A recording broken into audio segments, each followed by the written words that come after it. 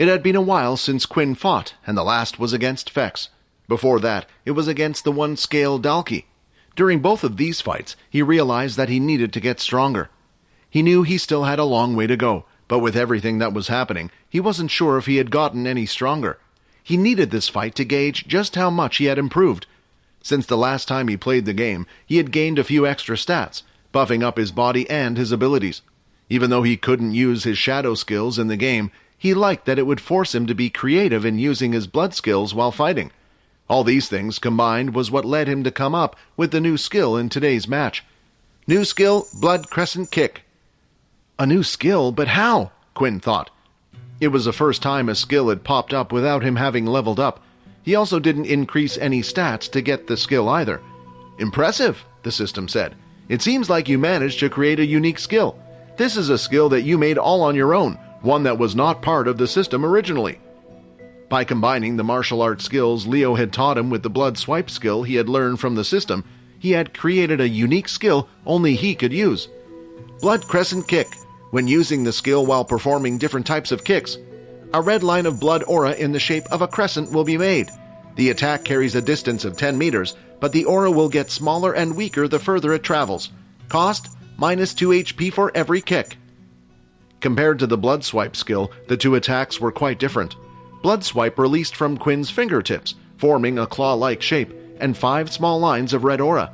He could also use Blood Swipe with both of his hands and bring the lines closer together to form a single stronger red line. However, this didn't seem to be as effective as 2 single Blood Swipes. The good thing about Blood Swipe was that because it had 5 separate lines, it covered a wider range, making it harder for a person to dodge, and they were more likely to use a block skill. While the Blood Crescent Kick was a single large line of red aura, it was sharper, faster, and also had a longer range, but didn't have the same wide area of attack. There was also the fact that it cost 2 HP to use the kick instead of just 1 HP for a blood swipe.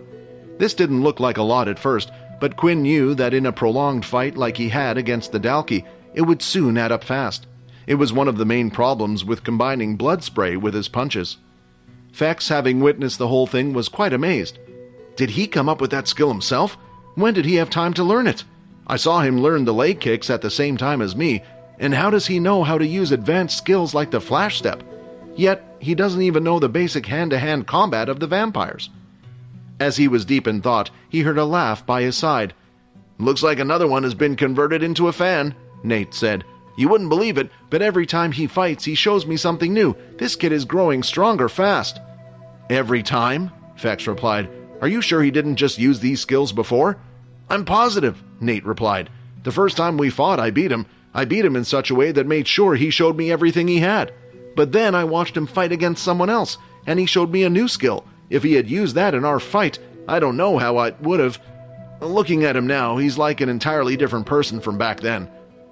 If what Nate was saying was true, Quinn was getting stronger at an incredibly fast pace, one that hadn't been seen throughout the history of vampires. Perhaps he is related to them.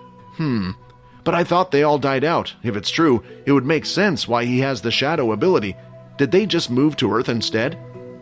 Quinn then sent a message to Fex, saying he was free to play a few games of his own if he wanted to.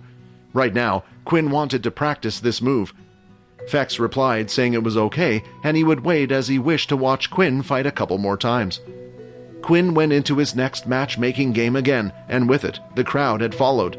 At first, he found it strange to see the people watching him. Since he had never played the game before, he was wondering if it was normal for so many people to be spectating one person.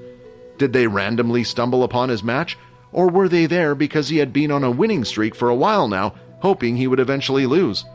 However, Quinn didn't have time to worry about them and needed to worry about himself. In the next game, he was placed with a level 2. Knowing he would get no experience in this match, he tried to finish it as quickly as possible. He activated the Windwalk skill in his boots to get in close.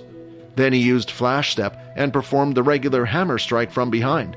Hammer Strike and Blood Hammer were still by far his 2 strongest attacks. For Fex, though, it was the first time he had witnessed Quinn using them. He never used it against him in their fight, possibly because Fex was too fast, since Hammer Strike took a brief moment to charge up. Against these weak people it was fine, but against someone as fast as Fex, it would allow them to get in a free hit. So he does know the vampire martial arts, Fex thought. Ah! He screamed as he felt like pulling out his hair. You know what? I'm going to just have to stop guessing and find out myself. 2 more matches were made, and this time they were with another level 3 user and a level 4 user.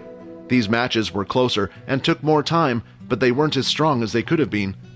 Quinn rarely matched up with second years who seemed to have higher tier beast equipment. Quinn could only assume that the system had designed it this way on purpose, or just not many second years were playing the game. If there was one person who would know, it would be Logan. He made a mental note to ask him later. After winning the 2 matches, he had gained 20 more experience points and had decided to take a break. 100 of 400 EXP. Just as he was leaving the game, he had received a single message from Nate. I'll see you soon, and make sure you join the fighting event. Quinn had remembered Nate quite clearly. It was another loss that had stuck in his mind. And judging by the message, Quinn knew exactly what he was talking about. The upcoming military base event.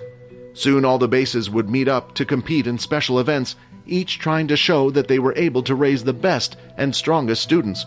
Quinn was excited for once. Perhaps with this event, he would finally be able to show his strength. Inside the VR gaming room, one of the pod doors was abruptly opened, and out stepped a fairly domineering man with a burly build physique. His neck was nearly as wide as his square-shaped head, and for some reason, he also decided to frame his hair in a way that was similar to how his head was sculpted. However, after leaving the gaming pod, having had enough for the day, he was eager to get ready and start practicing for the upcoming event. A month left, huh? I just wonder how much stronger you can get in that meantime, Nate said with a smile on his face. A few seconds later, a hissing sound was heard from the pod next to his. As the pressure was slowly released from the sealed door, it started to lift, and Nate saw a friendly face peeking in between the aperture. Hey, that guy keeps getting better in every attempt, doesn't he? Sam said. I don't even know if I could beat him in a real battle the way he is now. You shouldn't talk down to yourself like that, Nate replied. Remember, he's only a first year, and there are 2 major differences between the first years and the second years. One is our equipment, Nate said, pointing to the cape that was on Sam's back. And the second one is our soul weapons. I don't know many first years who have been able to produce a soul weapon, and it's only something that they teach you in your second year.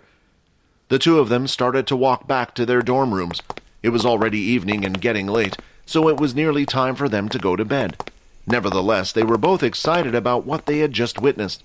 Wait, if he's a first year, do you think they will let him fight in the tournament? Sam asked.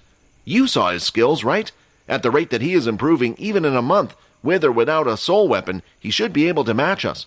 And that is a scary thought to have, but it makes my heart beat wildly at night. Hi, Quinn here. Wondering what happens next? If you want to jump the queue and unleash all episodes, click on the link here and install the Pocket FM app.